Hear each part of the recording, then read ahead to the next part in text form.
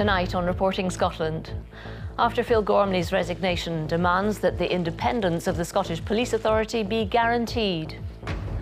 The rules on post-mortem examinations are under review after this family's calls for change following their son's death.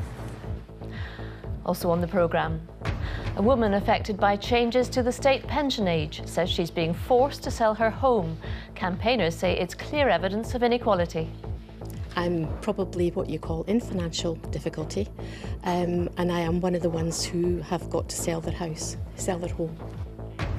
Scotland recall former captain Greg Laidlaw for Sunday's Six Nations match against France at Murrayfield. And unearthing the past, how an island builder stumbled across a 2,000-year-old underground chamber.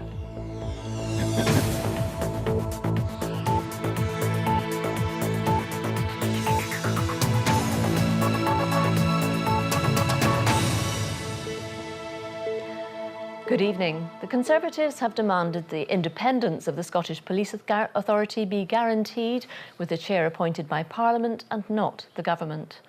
This comes after the Chief Constable quit over allegations of misconduct and claims the Justice Secretary meddled in the affair. The First Minister said she's ready to look at changes, but she urged all politicians to back Scotland's police. Here's our political editor, Brian Taylor. Phil Gormley, now the former head of Police Scotland. The Chief Constable is held to account by the Scottish Police Authority, which has a new chair, Susan Deacon. She was appointed by the Scottish Government. Critics say that gives Scottish ministers far too much power. First Minister's questions. Question number 1 from Ruth Davidson. The Tories said the law should be changed to put Parliament, not government, in charge. Well, guess what, First Minister? This is a Parliament. Changing the law is what we do. And if the First Minister is serious,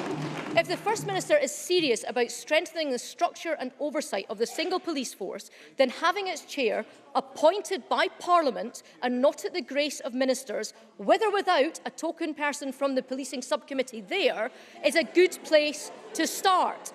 We have a new chair of the Scottish Police Authority in place. She is at the start of her term of office. I think she's doing an excellent job, and I think we should get behind her in that. And yes, I think we should consider, in the fullness of time, before we come to appoint a new chair, whether there is changes necessary. But what does it all mean for bobbies on the beat? Labour reckons the long-running controversy adds up to a crisis in policing.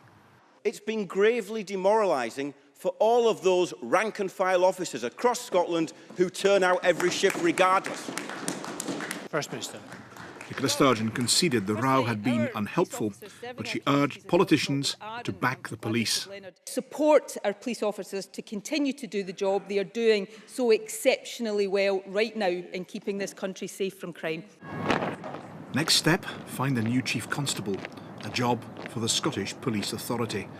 Brian Taylor, Reporting Scotland. Phil Gormley, who resigned yesterday, came to Scotland with an impressive CV. For such a senior post, he was young, only 53, had already been a Chief Constable and had wide experience in strategic issues such as organised crime, terrorism and child sexual exploitation. So, what went wrong? Our Home Affairs correspondent, Reval Alderson, reports. Apply for any other Chief Constable's job because this is the best one you can have. But he did. Having led Norfolk Constabulary and been deputy head of the National Crime Agency, Phil Gormley was appointed to be Scotland's Chief Constable. Policing today is highly politicised, and while at Norfolk, he was overseen by an elected commissioner who's full of praise for him. There was never any doubt in my mind that he would have had strong words with people if they weren't performing, but bullying, no, I don't think so. I mean, an Englishman running a very serious force in Scotland, I think is always slightly going to be up against it because there are going to be people who probably resent somebody coming from south of the border. While ordinary cops get on with day-to-day policing, the questions about how the single force is scrutinised remain, particularly as there's now only one Chief Constable and one police authority, where formerly there were 8. Some observers believe that's a disadvantage. The 8 Chief Constables held each other to account. So there was a range of sort of constitutional safeguards and individual safeguards for the Chief Constable, because from ground level up, you had people looking at his or her performance and able to intervene at stages earlier than when it gets to the sort of crisis situation you have now. The Scottish Police Authority is drawing up plans to recruit a new Chief Constable, a process upon which hangs the reputation of the UK's second largest police force, but more importantly, of those who oversee it. Reuven Alderson reporting Scotland. A grieving father has spoken of the barbaric and medieval treatment his family received from the justice system after the death of his son in Edinburgh. Kevin Woodburn had to wait to bury his 30-year-old son Sean while 2 post-mortem examinations were being carried out. The Scottish Government now says the rules will be reviewed. Andrew Black has more. 30-year-old Sean Woodburn died after being punched outside this Edinburgh bar on New Year's Day 2017. A post-mortem examination was carried out, but as Sean's family were waiting to bury him, his attacker's defence team exercised its right to order a second examination. It was horrific. You know, you're sitting there having this told to you with no control over the situation, and it's medieval, it's barbaric. You know, why do we need to have 2 separate postmortems? Why can we not have one postmortem with a representative from defence and prosecution? Today, members of Sean's family came to Holyrood to highlight what they see as failings in the justice system. Sean's 17-year-old killer was detained for 4 years for culpable homicide, but his family say they've never been told the reasons behind the decision. But what they can't understand is why no one will explain why that decision was made, what the process was, what was considered and what wasn't. The decision on whether or not to publish a sentencing statement is at the discretion of the independent judge in the performance of their judicial function, and the Scottish Government cannot interfere with this. However, as a government, we support transparency in sentencing. Mr Matheson said he'd raised that issue with Scotland's top judge. The Justice Secretary also said there'd be a review of post-mortem rules. But for Kevin Woodburn, the fight goes on. He says the justice system must change to recognise the rights of victims over lawyers. Andrew Black, reporting Scotland, Edinburgh. The brother of a 67-year-old man found dead in Aberdeenshire has told a murder trial he was initially informed the case was not being treated as suspicious. Brian McCandy was found dead at his cottage at Badenscough near Rothinorman in March 2016. From the High Court in Aberdeen, Stephen Duff reports. The scene at Brian McCandy's cottage in the days after the 67-year-old's body was found. The jury was shown pictures of significant blood staining throughout parts of the house. Mr McCandy's body was found in the living room. Initially, police thought he'd had an accident. The first witness was Mr McCandy's older brother. He was on a family holiday in Australia when he learned of his brother's death. Initially, he told the court he was told there didn't appear to be any suspicious circumstances. William McCandy was asked, "Can you think of anyone who might have wanted to murder your brother?" He said, "Not really, no." He was then asked, did he have any enemies? He said, "Not that I knew." It took police 6 days following post-mortem examination results to launch a murder inquiry. In the weeks after, bundles of cash, estimated in the tens of thousands, was found in sweetie tins, biscuit tins, in bedside cabinets inside Brian McCandy's house. A number of witnesses said he dealt only in cash, running his successful mechanic and handyman business. The trial is expected to last 3 weeks. Stephen Sidebottom, who's 24, denies murder and robbery. Stephen Duff reporting Scotland at the High Court in Aberdeen. The body of a British soldier who was killed in a road accident in Iraq has been flown back to the UK. Captain Dean Sprouting of the Black Watch, 3rd Battalion Royal Regiment of Scotland, died on the 31st of January. His body was repatriated to RAF Bryce Norton. The Ministry of Defence said the accident at the Al Asad Air Base was the subject of an investigation. NHS Highland says it's had to cancel all planned operations in Reg Moore Hospital after cracks were found in the theatre walls. The Health Board insists there are no structural issues with the building, but it had previously highlighted problems with dust and grit being found in theatre areas, which are supposed to be kept completely clean and sterile. Contingency measures have been put in place to ensure all emergency operations will continue as normal out with the affected theatre area. Holyrood's presiding officer has rebuked UK ministers for giving MSPs late and limited access to Brexit analysis papers. MSPs expressed outrage that the documents were only available to view under supervision at the Scotland office today, while Parliament was sitting, and tomorrow when most politicians will have returned to their constituencies.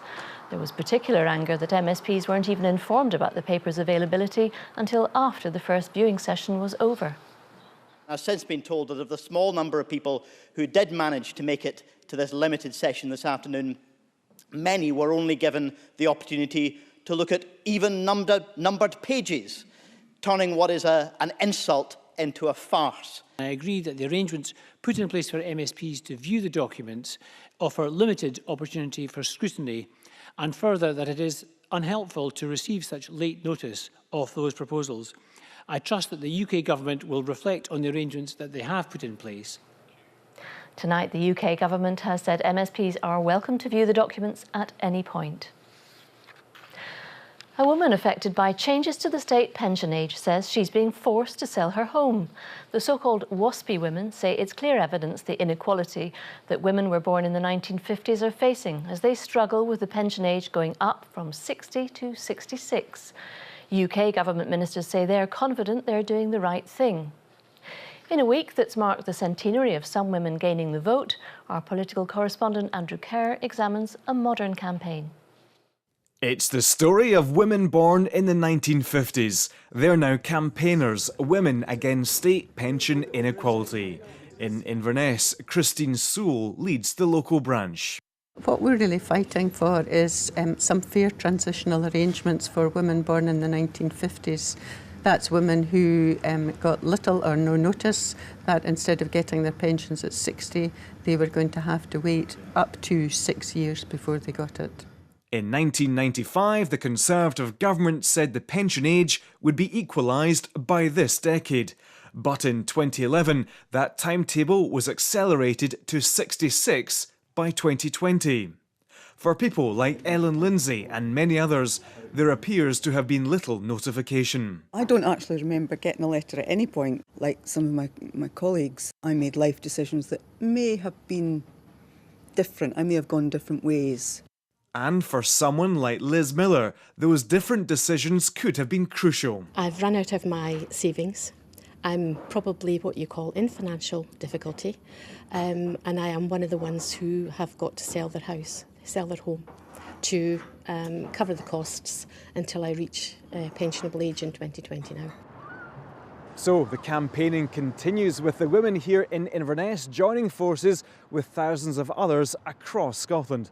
But for the UK government, well, ministers think they're doing the right thing. The pensions minister wasn't available, so a Scottish Conservative MP stepped in. Well, the fact is that the government has looked at this and has made the transitional scheme fairer. We've actually decreased the length of time people will be waiting from 2 months to 2 years to 18 months, and that's cost the Treasury over £1 billion. So we are taking action to mitigate the worst effects of the state and pension increase. But at the end of the day, these changes are necessary, they are right, and they are fair. Meanwhile, the SNP suggests taking the pension age from 66 to 65. The government should return back to the original timetable of the 1995 Act, because at the very least that would at least give breathing space to people. It would allow those who are not yet affected to plan ahead, and it would give some relief to those that are already finding themselves affected by this. We found that would cost about £8 billion. The point's not lost here that this week marked 100 years since some women gained the vote. Katrina Kerr has a long wait for her state pension after taking early retirement and has to rely on her husband. For my own generation of women, for our generation of women, we have stood up and fought verbally for what we believe in, and this is one more situation, and we are not going away, and we are not going to go quietly back to the kitchen sink. Andrew Kerr, reporting Scotland, Inverness. You're watching BBC Reporting Scotland. It's 16 minutes to 7. A reminder of tonight's top story. After Phil Gormley's resignation demands that the independence of the Scottish Police Authority be guaranteed. And still to come, the highest scoring team in the country prepare for their big day against Rangers in the Scottish Cup. Singer-songwriter Emily Sandé has received an MBE at Buckingham Palace. The 30-year-old musician from Afford was recognised in the Queen's Birthday Honours last year for her services to music. She was named Brit Awards Critics' Choice winner for 2012 and in the same year performed at the opening ceremony of the Olympic Games in London. Scotland have recalled former captain Greg Laidlaw for Sunday's Six Nations match against France at Murrayfield. It's the Scrum Half's first international start in a year. Head coach Gregor Townsend has dropped over a third of the players from the team that lost heavily to Wales last week. More from our rugby reporter Andy Burke. When times get tough, experience comes to the fore. The perfect time then to bring back the man who's captained the country more times than any other player. I've been hammering home to the boys this weekend when we pull the jerseys on Sunday. You know, we need to fill them up and get excited to wear them and play in front of our home people, because we've only been beaten by New Zealand here in the last calendar year. So we're really excited to get our feet back on the ground here at BT Murrayfield and get out there on Sunday. Others entrusted to fill the jerseys are Peter Horne and Sean Maitland. Also coming in are Simon Bergen, Grant Gilchrist and Ryan Wilson, who'll carry the fight to the French up front. I think they're adding something like 150 caps. I really think Scotland's opportunity lies to win this game reasonably comfortably. I think France will try and keep it tight with their bigger side, bigger pack, try and brutalise us much like they did in Paris last year. But at home, I think we can move them about. Well, this man agrees and says his faith in his players never wavered. I really believe in this group of players.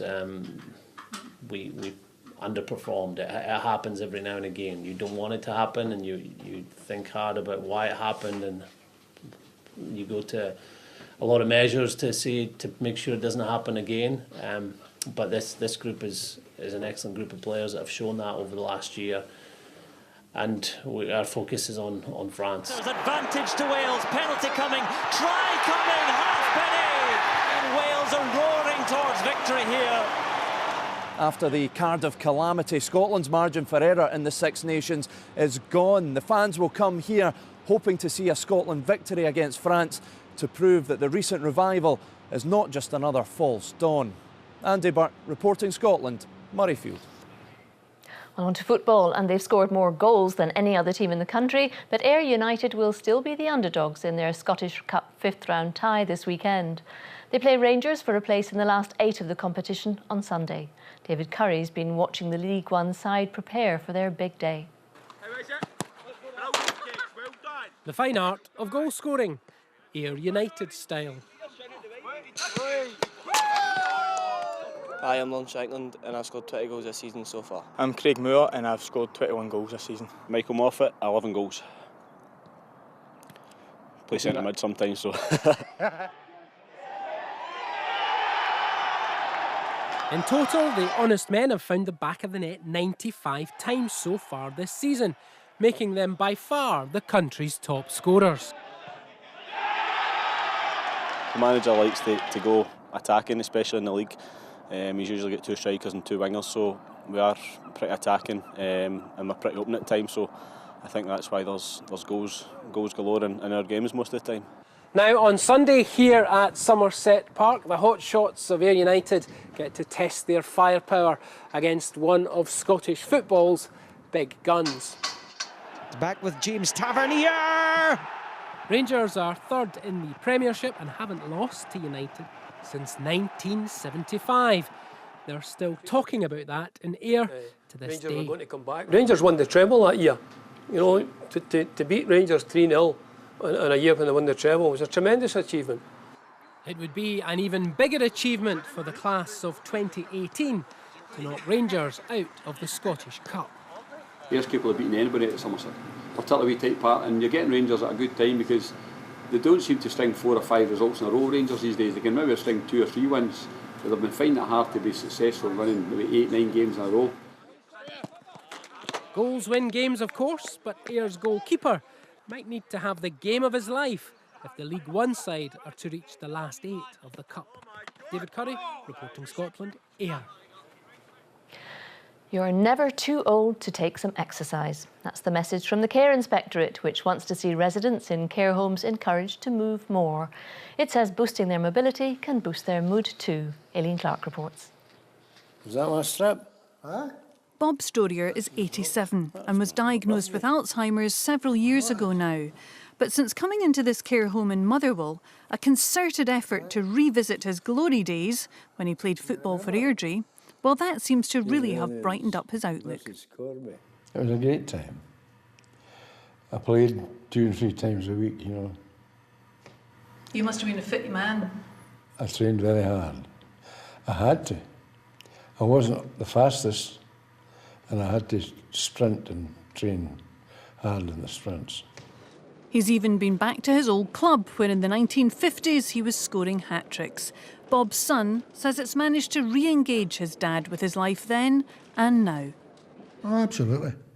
If I can spark a light, you know, get a wee spark of brightness into the mind, because it's helped him. I can tell by looking at him it's helped him. He's a lot happier now, is he? I think so. Yeah, I think so. Bob is now taking part in training sessions again, this time in the care home, and today helped along by some local nursery children, all part of the effort to involve the community. Here they believe that all the residents have special stories, and if that can lead to them becoming more able to take part, there are real benefits. Less falls, less distressed reactions, more fun and more engagement. And that must be tremendous. It's fantastic for us to see. This is part of a programme being encouraged by the Care Inspectorate for care homes and carers across the country. They say by putting more movement into everyday routines, they're already hearing of success stories. Because the care staff have been working with this lady, encouraging her to move a bit more every day, practising the stairs in the care home, she's now able to go to her daughter's house for lunch because she can manage the steps at the front door, and the lady's overjoyed and her family are overjoyed as well. Will you have to go to the side a wee bit, catch it here? Well, it keeps me well. My health is good. And you enjoy taking part in the exercises, do you? Absolutely, yeah. Aileen Clark, reporting Scotland, Motherwell. A 2,000-year-old Iron Age souterrain has been found in Ness on the Isle of Lewis. The discovery was made when a building contractor was digging the foundations for a new house and came across a large void in the earth. It's not clear yet what this archaeological find will mean for the house builder. Our reporter Ian McInnes has more. A new house on the horizon in Ness in Lewis, but an unusual find has put a stop to the ongoing work. The hole was about 18 inches round.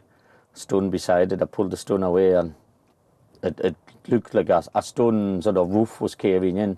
The hole got bigger to the size it is just now. I had a look inside and it's built up with flat stone and it sort of curved at the end and scared me a wee bit, it's sort of coffin-shaped thing. It was in fact an Iron Age souterrain or passageway, often used for cold storage, which dates back 2,000 years. Not the first in the area, but a well-preserved example. It's really exciting. It's significant, I think, for us in Ness, because we know of other souterrains in Ness, but there aren't any that you can really see. And so it's really nice to find this one completely intact from one end to the other end. It's unclear yet, though, what this will mean for the house builder. That will be decided by the local council. For the man who made the find, though, a possible link to the past. It could have been one of my ancestors, so I don't know, the place goes back a long while. I've never thought of sort of having relations that far back, so to speak, but I doubt it if there is a connection, but who knows. I've got an easier life than he had, probably digging it. I'm sure I could have dug it out quicker than he had. Ian McInnes, reporting Scotland. Timeline is on this evening over on BBC Two at 7:30. Here are Glenn and Shireen to tell us what's coming up. Tonight, we hear from the pensioners who've become first-time filmmakers as a platform for the issues they care about. The little-known history of the suffragettes in Scotland. And there's been another murder in Shetland. We'll speak to a new addition to the cast about the return of the popular drama. That's Timeline, 7:30, BBC Two Scotland. Just time for the weather. Weekend's nearly here, Christopher. Lots of sport on, lots of schools on holiday. Give us a good forecast. Lots of weather going on as well, Sally. Thank you very much indeed. Hello there. Quite a cold night tonight and quite wintry at times with some rain and snow showers and some icy patches around. Here's the chart. Some rain perhaps just pushing through the borders for a time, but most of our weather tonight coming in from the west. These are showers that will merge to give a longer spell of snow, and that snow falling to fairly low levels through the Highlands and Islands and down the west coast. We have a Met Office yellow be aware warning in force for the risk of snow showers and ice. For central and eastern parts tonight, it's largely dry, clear, but cold. Temperatures freezing or lower. So to start the day tomorrow, it's a cold start, frosty, icy underfoot, frequent snow showers in the west, but for many of us, actually quite a bright day, quite a sunny day, but it will be chilly. So by mid-afternoon across many northern parts of the country and the Northern Isles, just 4, maybe 5 Celsius. Add on that brisk westerly, it's going to feel cold, but some sunshine there you can see across eastern parts of the country. And whilst most of the showers will be in the west, those westerly winds will drive 1 or 2 further east, so you won't escape entirely dry. In the west, though, more likely to catch a shower, and where they occur, we'll see some snow settling to low levels, but they are showers, not everyone's going to see them. And then as we go through towards Friday night into Saturday, still wet and windy weather coming in off the Atlantic, a little bit quicker, so most of that through the early hours, and certainly to start Saturday, it's wet and windy with rain and snow, but it clears quite quickly. Look at the clock, by 10 o'clock, most of it's gone. Still quite wet, though, in the far south, a number of showers in the north and northwest. Many parts of central Scotland, though, reasonably dry, but also fairly cloudy. And temperatures, well, they'll be higher than tomorrow, up to around 6 or 7 Celsius.